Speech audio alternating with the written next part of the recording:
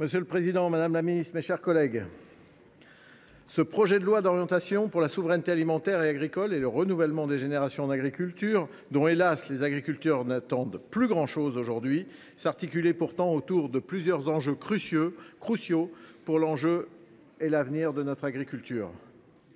Je veux bien sûr parler des notions de souveraineté agricole et alimentaire, d'intérêt général majeur, d'intérêt fondamental de la nation ou encore de compétitivité. Je veux parler des enjeux liés à l'adaptation climatique et environnementale, des politiques à mettre en œuvre pour une formation toujours plus adaptée, mais pour faciliter le plus possible les transmissions et la pérennité des exploitations.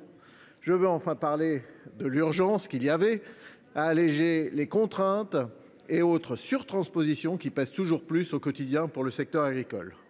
Hélas, force est de reconnaître qu'au milieu de ces priorités, de nombreuses mesures pourtant essentielles n'ont pas été portées par manque de courage. Ainsi, comme je le disais précédemment, les agriculteurs n'attendent rien aujourd'hui de ce texte qui a perdu toute ambition. Et pour cause, où l'on nous promettait comme une grande loi d'orientation, s'est vu réduit à peau de chagrin par des périmètres mal définis, par les mêmes qui avaient invité les soulèvements de la terre au Salon de l'agriculture l'année dernière. Aussi, madame la ministre, vous n'êtes pas responsable de la situation. Vous avez fait le job dans la continuité des travaux parlementaires débutés il y a presque un an. Parmi les sujets qui me paraissaient essentiels figurent notamment des principes d'intérêt général et d'intérêt fondamental de la nation qui permettent de rétablir l'équilibre dans la hiérarchie des normes afin de cesser d'opposer agriculture et environnement et éviter que les dispositions environnementales ne soient utilisées uniquement à des fins de blocage de tout projet.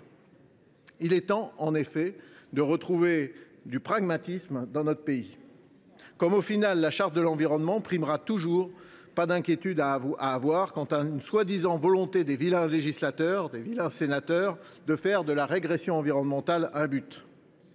Je me suis battu, je le disais, pour que prévale l'intérêt général majeur, que l'on ait le courage de définir des notions essentielles qui portent trop souvent à confusion et qui ont toute leur place dans la loi, comme la souveraineté agricole, la sécurité alimentaire ou encore la sécurité sanitaire alimentaire. J'ai échoué. Et nous n'avons pas pu nous résoudre, pour mon groupe parlementaire, à voter des dispositifs qui complexifient tout, notamment la haie. C'est un symptôme de notre incapacité à gérer les irritants des agriculteurs. Je ne vais pas revenir sur les débats en séance, mais le moins que l'on puisse dire, c'est que la CMP a du pain sur la planche. Madame la ministre, un exemple, transformer des milliers de kilomètres de bords de rivière en haies n'est pas acceptable. On nous a imposé en effet de légiférer sur des sujets accessoires comme la haie, le chien et même la laine. Si cela peut sembler judicieux à certains vivant bien loin de nos campagnes, les agriculteurs ont tout de même suffisamment d'expérience et de bon sens pour gérer ces domaines avec pragmatisme. Ce projet de loi ne sera qu'une étape. De toute façon, le coup était déjà parti, donc soyons positifs. J'aime à rêver que oui, madame la ministre, c'est un nouveau départ pour l'agriculture, un changement d'air pour une ambition de souveraineté, de protection de l'environnement.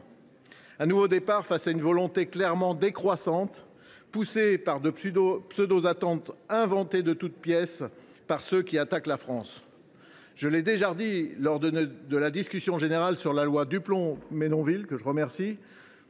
L'agriculture porte aussi l'espoir d'un changement de méthode plus large qui sera valable pour l'énergie, pour l'industrie et nos PME. Si nous échouons à rectifier des trajectoires au mieux trop ambitieuses, au pire mensongères pour l'agriculture, rien ne bougera jamais non plus dans les autres secteurs. La période que nous vivons, cette loi du plus fort qu'on tente de nous imposer en France et en Europe, devrait pourtant tous nous réveiller. Aujourd'hui, il est d'autant plus urgent d'inscrire cette proposition de loi sénatoriale pour la simplification de la vie des agriculteurs à l'ordre du jour de l'Assemblée nationale. Et je voudrais dire ici à mes collègues députés qui nous écoutent, l'ambition, ce n'est pas la régression environnementale. L'ambition, c'est un équilibre retrouvé. L'ambition, c'est notre souveraineté. L'ambition, et nous le prouvons au Sénat, c'est le courage. La régression, ce sont les marchands de peur.